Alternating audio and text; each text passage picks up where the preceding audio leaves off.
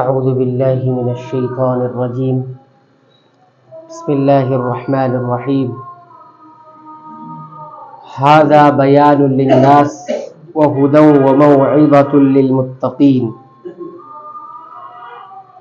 یہ ایک بیان ہے انسانوں کے لیے اور ہدایت ہے اور نصیحت ہے تقوی والوں کے لیے۔ سورہ آل عمران آیت نمبر 138۔ اس آیت کریمہ کے اندر اللہ تعالیٰ نے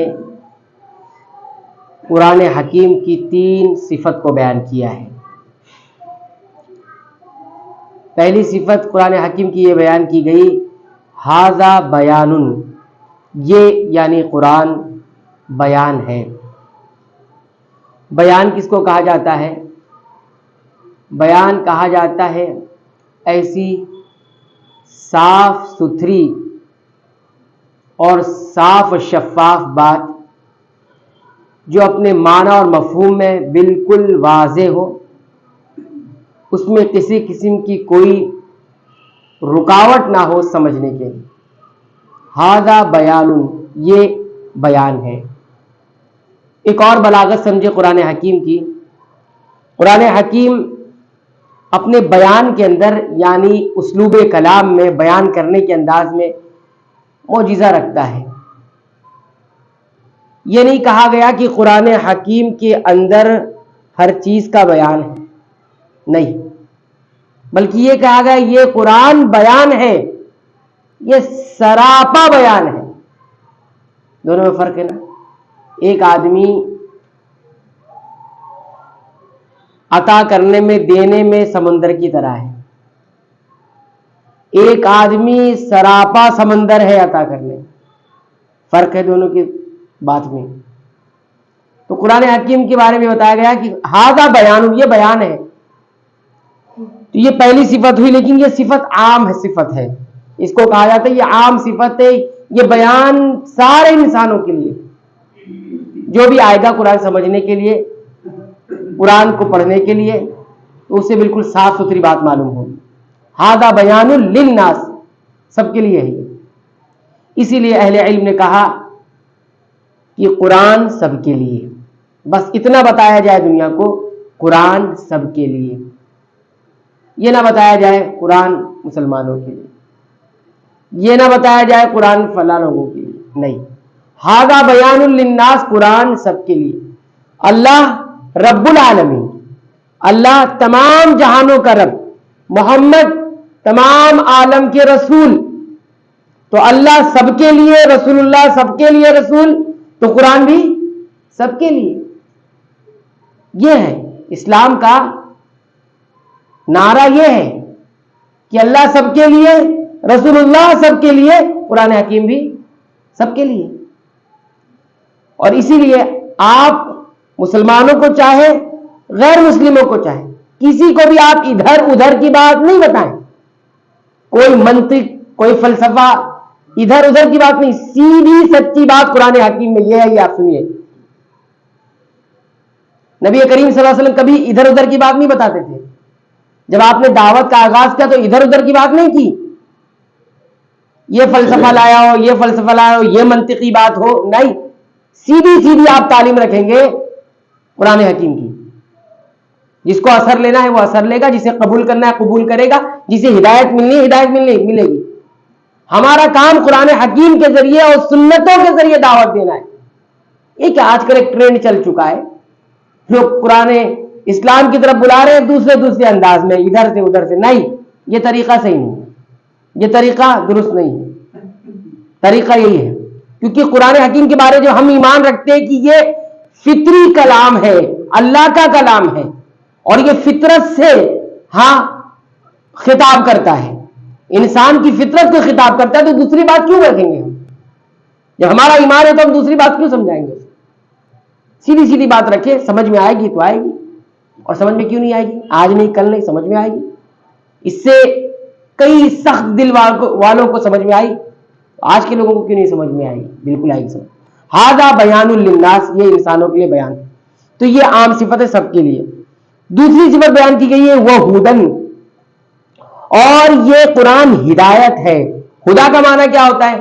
ہدا کا معنی ہوتا ہے، بہت سارے معنی آتے ہیں، ایک معنی آتا ہے ہدا کا کہ قرآن ہدا ہے، یعنی رہنمائی ہے، گائیڈ لائن ہے۔ کیا ہے؟ گائیڈ لائن ہے۔ یہ جس سے کون گائیڈ لائن لے گا؟ متقین، جن کے اندر تقوی ہوگا وہ گائیڈ لائن ہے۔ بیان تو سب کے لیے ہے، لیکن گائیڈ لائن کون پکڑے گا؟ متقین۔ تو یہ بولتے ہیں، یہ کہا جاتا ہے کہ قرآن حکیم کی یہ جو دوسرا وصف ہے ہدا، گائیڈ لائن ہے، ہدایت ہے، رہنمائی ہے، یہ خاص صفت ہے اس کی۔ سب نہیں اس سے ہدایت لے سکتے، سب نہیں اس سے ہدایت حاصل پا سکتے، وہی پائیں گے جن کے اندر تقوی جیسی صفت ہوگی، وہ ہدا۔ اور آگے فرمایا وموعظہ، اور موعظت ہے۔ موعظت اس کو کہا جاتا ہے، عام طور سے اس کا ترجمہ کیا جائے نصیحت ہے۔ موعظت کہا جاتا ہے امتثال کو، امتثال کہا جاتا ہے بات ماننے کو۔ وہ نصیحت ہی کیا ہے جو عمل میں نہ آئے؟ وہ نصیحت ہی کیا ہے جو عمل میں نہ آئے؟ نصیحت کا معنی ہی ہے عمل کرنا۔ قرآن سے ہم نصیحت پکڑ رہے ہیں، کیا نصیحت پکڑ رہے ہیں؟ عمل میں تو ہے ہی نہیں قرآن، عمل میں تو ہے ہی نہیں سنتیں، تو پھر کیا ہے؟ قرآن موعظت ہے۔ اگر ہم قرآن سنتے ہیں، قرآن کا علم رکھتے ہیں اور ہمارے عمل میں قرآن ہے ہی نہیں، تو ہماری نصیحت ہی نہیں ہے، قرآن نہیں ہے نصیحت۔ کیونکہ اہل علم کہتے ہیں کہ موعظت کہا جاتا ہے امتثال کو، معنی اس کا یہ ہے کہ نصیحت دلوں کو نرم کرتی، خوف کی چیز آئی دل نرم ہوا، اور وہ چیزیں جو ترغیب دلائی گئی، بتائی گئی کہ یہ ملے گا، یہ کرو گے یہ ملے گا، یہ نہیں کرو گے تو یہ سزا ہے، دل نرم ہوتا ہے، اسی کو نصیحت کہا جاتا ہے۔ دل نرم نہیں ہوگا اور عمل میں نہیں آئے گی چیزیں، تو یہ قرآن نصیحت نہیں ہے۔ وموعظۃ للمتقین، تو یہاں پر قرآن حکیم کی 3 صفت ذکر کی گئی۔ اچھا، پھر کیا بات ہے؟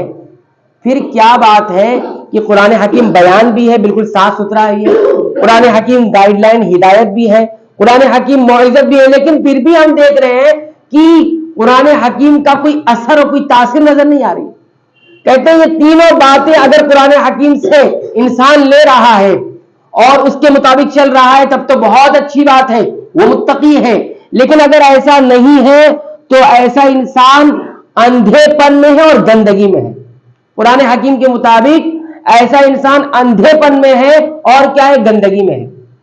قرآن حکیم کی آیت سنیے، وَأَمَّا الَّذِينَ فِي قُلُوبِهِم مَرَضٌ، جن کے دلوں میں مرض ہے، نفاق ہے، بیماری ہے، کفر ہے، تو کیا ہے؟ فَزَادَتْهُمْ رِجْسًا إِلَىٰ رِجْسِهِمْ، تو ان کی گندگی میں یہ بڑھتے چلے جائیں گے، گندگی ان کی بڑھتے چلی جائے گی۔ وَمَاتُوا وَهُمْ كَافِرُونَ، اور یہ کفر کی حالت میں مریں گے۔ قرآن حکیم کے مطابق قرآن جس کے لیے بیان نہ بن سکے، قرآن جس کے لیے ہدایت نہ بن سکے، قرآن جس کے لیے موعظت نہ بن سکے، وہ اندھا ہے، بھلے ہی دنیا میں کیا کچھ دیکھ رہا ہو، اور وہ گندا ہے بھلے وہ کتنا ہی صاف ستھرا کیوں نہ ہو۔ فَزَادَتْهُمْ رِجْسًا إِلَىٰ رِجْسِهِمْ، قرآن ایک ہی کلام ہے، ایک ہی کلام ہے اللہ کا، لیکن کتنا تاثیر میں فرق ہے۔ کوئی اس کو بیان اور ہدایت اور موعظت کے طور پر لیتا ہے تو متقی کہلاتا ہے اور کھلی فضا میں آ جاتا ہے، اور یہی وہ کلام ہے اگر اس کو اس انداز میں نہیں لیتا ہے تو اندھا اور گندا کہلاتا ہے، اندھا اور گندا کہلاتا ہے۔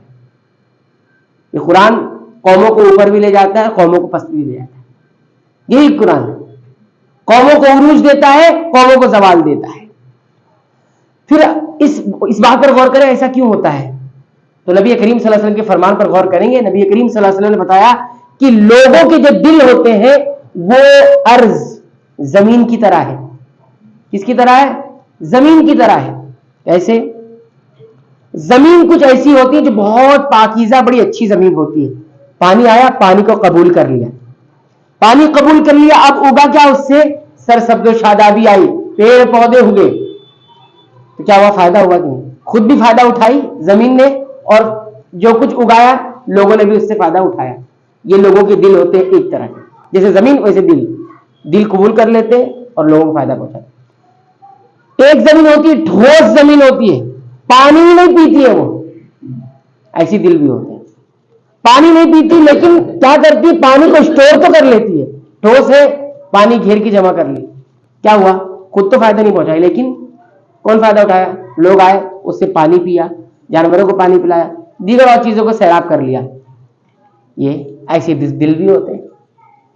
نبی کریم صلی اللہ علیہ وسلم تیسری زمین کے بارے میں بتایا کہ تیسری زمین ایسی جو دلدلی زمین ہوتی ہے, دلدلی زمین, پانی بھی پی لیتی ہے لیکن کچھ اگاتی نہیں ہے, پانی پی لیے لیکن کچھ بھی نہیں اگاتی ہے, بلکہ وہ پانی نقصان ہو جاتا ہے.